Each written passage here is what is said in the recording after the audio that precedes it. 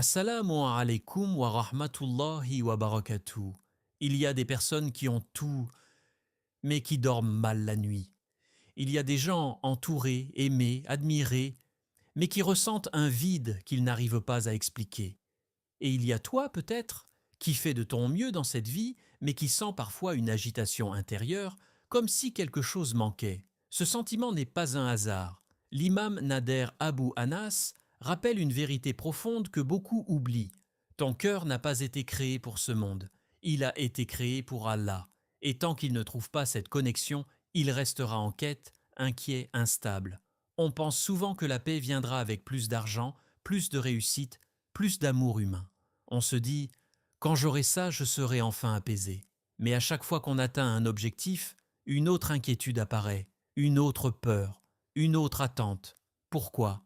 Parce que le cœur cherche quelque chose d'infini, dans un monde limité.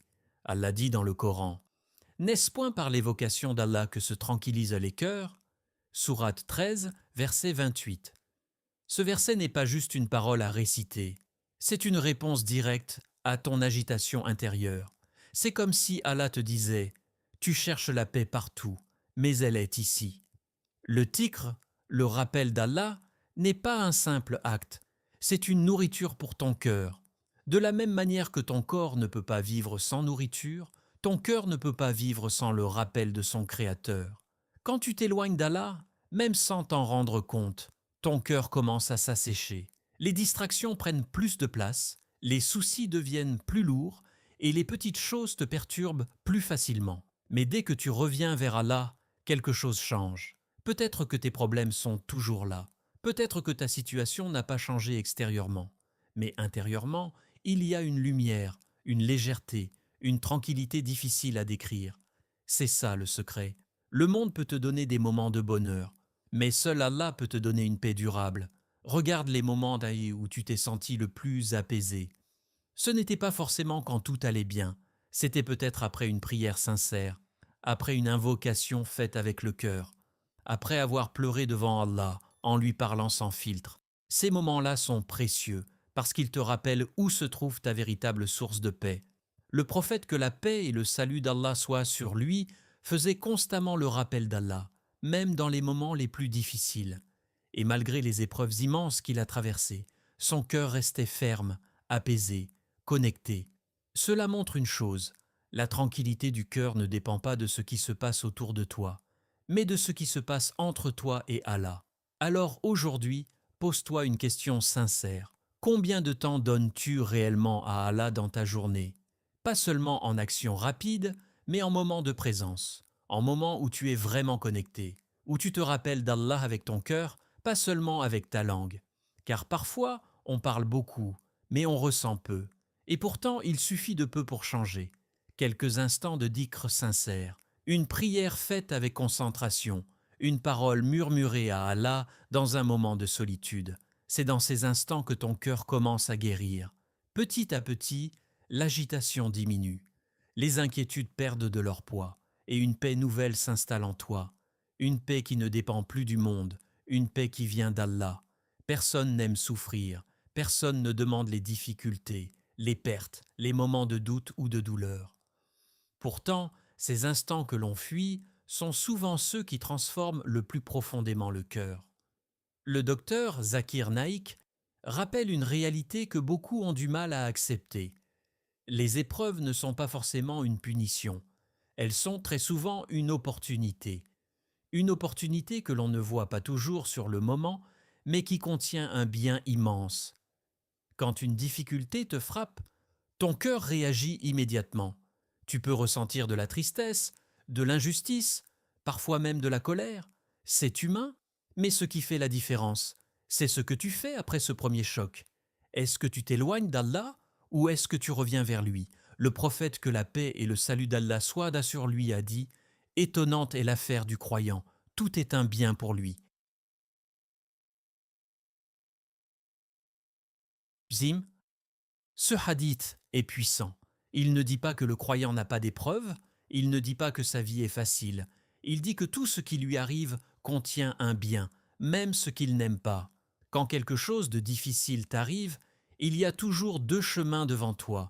Le premier, c'est celui du désespoir. Tu te plains, tu t'enfermes dans ta douleur, tu te demandes pourquoi moi? Et ce chemin alourdit encore plus ton cœur. Le deuxième, c'est celui du retour vers Allah. Tu reconnais ta faiblesse, tu élèves tes mains, tu fais des invocations sincères. Et là, quelque chose change. Car dans les épreuves, les masques tombent, les illusions disparaissent. Tu réalises que tu n'as pas le contrôle sur tout.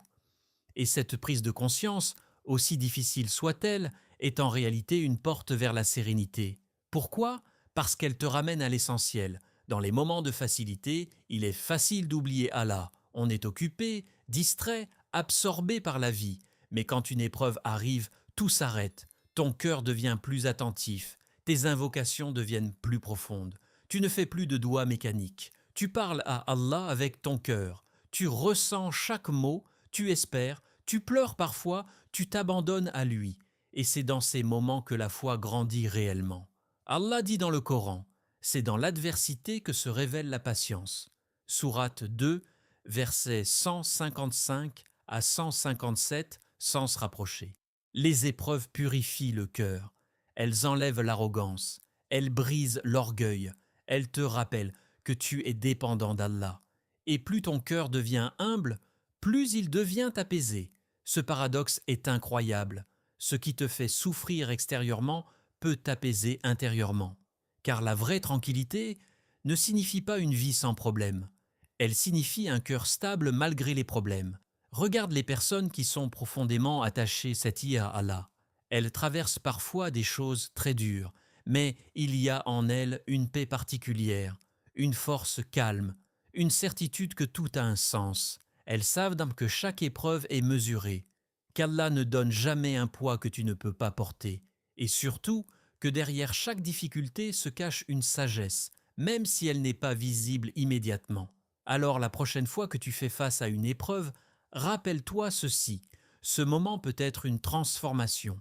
Au lieu de demander seulement que la difficulté disparaît, demande à Allah de te rapprocher de lui à travers cette épreuve.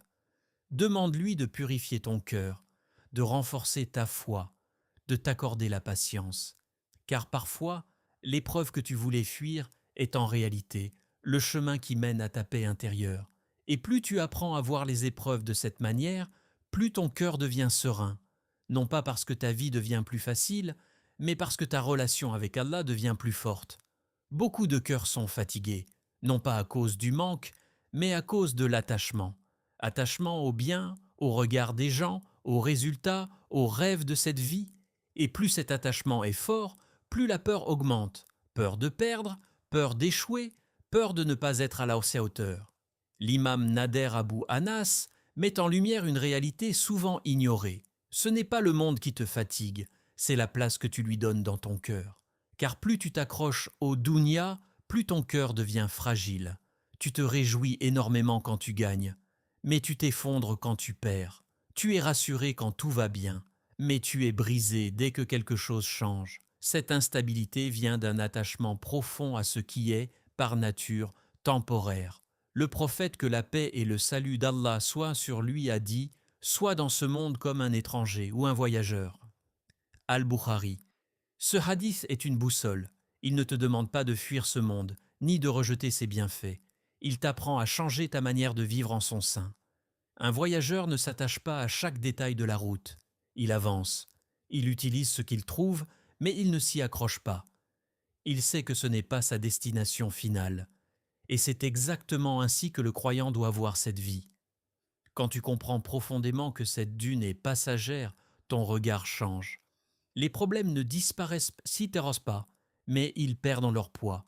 Les pertes ne te détruisent samia non plus, parce que tu sais que rien ici-bas n'est éternel. Tu commences à vivre avec équilibre. Tu travailles, mais tu ne fais pas du travail ton identité. Tu aimes, mais tu n'idolâtres pas les gens. Tu possèdes, mais tu n'es pas possédé. Et c'est là que ton cœur commence à respirer. Allah dit dans le Coran, « La vie présente n'est que jouissance trompeuse ». Sourate 57, verset 20. Ce verset ne signifie pas que la vie est mauvaise. Il signifie qu'elle peut tromper celui qui oublie sa vraie finalité. Elle peut donner l'illusion que tout se joue ici, que tout se termine ici. Mais la réalité est autre. Quand tu vis uniquement pour ce monde, chaque difficulté devient énorme. Chaque retard devient une angoisse. Chaque perte devient une catastrophe. Pourquoi? Parce que tu penses que tout dépend de ça. Mais quand ton cœur est attaché à l'au-delà, tout change. Tu comprends que ce que tu perds ici peut être remplacé par quelque chose de meilleur auprès d'Allah. Tu comprends que chaque épreuve est temporaire et que la vraie récompense est ailleurs. Ce détachement apporte une forme de liberté intérieure. Tu n'es plus esclave de l'opinion des gens. Tu n'es plus prisonnier de la comparaison. Tu n'es plus écrasé par la pression de réussir selon les standards du monde. Tu avances avec calme, avec confiance, avec lucidité. Cela ne veut pas dire que tu deviens passif ou négligent. Au contraire, tu fais les efforts nécessaires. Tu travailles, tu construis, tu avances. Mais ton cœur reste lié à Allah, pas à ce que tu possèdes. Et c'est cette différence qui change tout, car beaucoup ont le monde dans leurs mains, mais aussi dans leur cœur. Et cela les épuisa. Le croyant, lui, garde le monde dans ses mains, mais Allah dans son cœur. Et cette position lui donne une stabilité que rien ne peut briser. Quand quelque chose lui échappe, il dit « Alhamdulillah ». Quand quelque chose lui est donné, il dit « Alhamdulillah », parce qu'il sait que tout vient d'Allah et que tout retourne à lui. Ce détachement est une protection, une paix, une force silencieuse. Et plus tu apprends à alléger ton attachement à cette vie, plus ton âme devient légère, plus libre, plus apaisée, plus proche d'Allah. Il y a une fatigue que beaucoup de gens portent sans même s'en rendre compte. La fatigue de vouloir tout contrôler, contrôler l'avenir, les résultats, les réactions des autres, les circonstances. Et lorsque les choses ne se passent pas comme prévu, le cœur s'agite, s'inquiète, se serre. Dr Zakir Naik rappelle une vérité essentielle. La foi ne se limite pas à croire en Allah, elle se manifeste surtout par la confiance que tu plaçais en lui. Le tawakkul, cette confiance sincère et totale, est une des plus grandes sources de paix intérieure. Allah dit dans le Coran « Et quiconque place sa confiance en Allah, il lui suffit. » Sourate 65, verset 3, phase 3. Ce verset est une promesse. Une promesse divine que beaucoup entendent, mais que peu vivent réellement. Faire tawakkul, ce n'est pas rester passif. Ce n'est pas abandonner les efforts ou attendre que les choses tombent du ciel. C'est faire tout ce qui est en ton pouvoir, avec sincérité et sérieux, puis accepter que le résultat ne t'appartient pas. Et c'est là que le cœur se libère, car une grande partie de ton stress ne vient pas de ce que tu fais, mais de ce que tu ne contrôles pas. Tu fais des plans, tu anticipes, tu t'inquiètes, mais malgré tout, tu sais que certaines choses peuvent t'échapper. Et cette incertitude crée de l'angoisse. Mais quand tu comprends que tout est entre les mains d'Allah, ton regard change. Tu continues à agir, mais tu ne portes plus ce poids écrasant sur tes épaules. Tu fais confiance. Le prophète, que la paix et le salut d'Allah soient sur lui, a enseigné à un homme « Attache ton chameau, puis place ta confiance en Allah. » Tirmidhi. Cette parole est un équilibre parfait. Elle te montre que l'islam n'encourage ni la négligence, ni l'obsession du contrôle. Tu fais les causes, mais ton cœur dépend d'Allah. Et c'est cet équilibre qui apaise. Quand tu vis avec le tawakkul, tu n'es plus paralysé par la peur de l'échec. Tu fais de ton mieux, et si le résultat n'est pas celui que tu espérais, tu sais qu'il y a une sagesse derrière. Peut-être qu'Allah t'a protégé de quelque chose que tu ne voyais pas. Peut-être qu'il te prépare quelque chose de meilleur. Peut-être qu'il veut se rapprocher davantage de lui. Dans tous les cas, ton cœur reste stable. Tu ne t'effondres pas à chaque imprévu. Tu ne te perds pas dans des scénarios anxiogènes. Tu avances avec une certitude. Ce qui est écrit pour toi ne te manquera jamais. Et ce qui ne t'est pas destiné ne pourra jamais t'atteindre. Cette conviction enlève un poids immense. Elle apaise les nuits agitées. Elle calme les pensées excessives. Elle apporte une sérénité profonde, même dans l'incertitude. Allah dit également « Si Allah te fait du bien, nul ne peut l'enlever. Et s'il te touche par un mal, nul ne peut l'écarter en dehors de lui. » Sourate 6, verset 17. Quand cette vérité s'installe dans ton cœur, tu arrêtes de dépendre des gens, des circonstances ou des résultats. Tu comprends que tout est entre les mains d'Allah. Et cette compréhension te libère. Tu n'as plus besoin de tout maîtriser pour être en paix. Tu n'as plus besoin de tout prévoir pour te sentir en sécurité. Tu n'as plus besoin de tout réussir pour te sentir apaisé. Parce que ta sécurité ne vient plus de ce que tu contrôles, mais de celui qui contrôle tout. Le tawakkul transforme ta manière de vivre. Tu fais des efforts avec détermination, mais ton cœur reste léger. Tu avances avec ambition, mais sans anxiété excessive. Et même dans les moments où tout semble incertain, il y a en toi une tranquillité particulière. Une tranquillité qui ne s'explique pas par la logique, mais par la foi. C'est cette confiance en Allah qui permet au cœur de se reposer, même quand le monde autour est instable. Et plus tu développes ce tawakkul, plus tu réalises que tu n'as jamais été seul, qu'Allah a toujours été là, qu'il gère chaque détail et qu'il suffit vraiment. Il y a des poids que personne ne voit, mais que le cœur ressent profondément, des erreurs passées, des péchés répétés, des regrets que l'on porte en silence. Et avec le temps, sans même s'en rendre compte, ces fautes laissent des traces, une lourdeur intérieure, une distance avec Allah, une difficulté à ressentir la paix. Un cœur chargé de péché ne peut pas être totalement apaisé. Même si extérieurement tout semble normal, il y a comme une barrière invisible, une gêne dans les invocations, une distraction dans la prière, une agitation difficile à expliquer. C'est parce que le péché n'est pas seulement un acte, c'est quelque chose qui touche le cœur. Le prophète, que la paix et le salut d'Allah soient sur lui, a dit « Lorsque le serviteur commet un péché, un point noir s'inscrit sur son cœur. » Tirmidhi.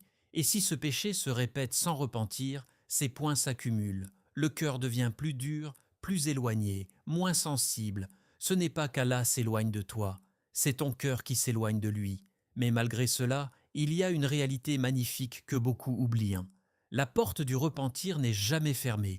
Peu importe ce que tu as fait, peu importe combien de fois tu es tombé, peu importe la gravité de tes erreurs, tant que tu respires, Allah t'appelle à revenir vers lui. Allah dit dans le Coran « Ô mes serviteurs qui avez commis des excès contre vous-mêmes, ne désespérez pas de la miséricorde d'Allah. » Sourate 39, verset 53. Ce verset est une lumière pour tous ceux qui se sentent perdus. Allah ne dit pas « Ô mes serviteurs parfaits », il parle à ceux qui ont fauté, à ceux qui ont dépassé les limites, à ceux qui pensent parfois qu'il est trop tard. Et il leur dit « Ne désespérez pas, le repentir n'est pas réservé à une élite, il est ouvert à chacun. Et ce qui est encore plus puissant, c'est que chaque retour sincère vers Allah transforme ton cœur. Quand tu te repentis avec sincérité, quelque chose se libère en toi. Tu reconnais tes erreurs, tu ressens du regret, tu demandes pardon.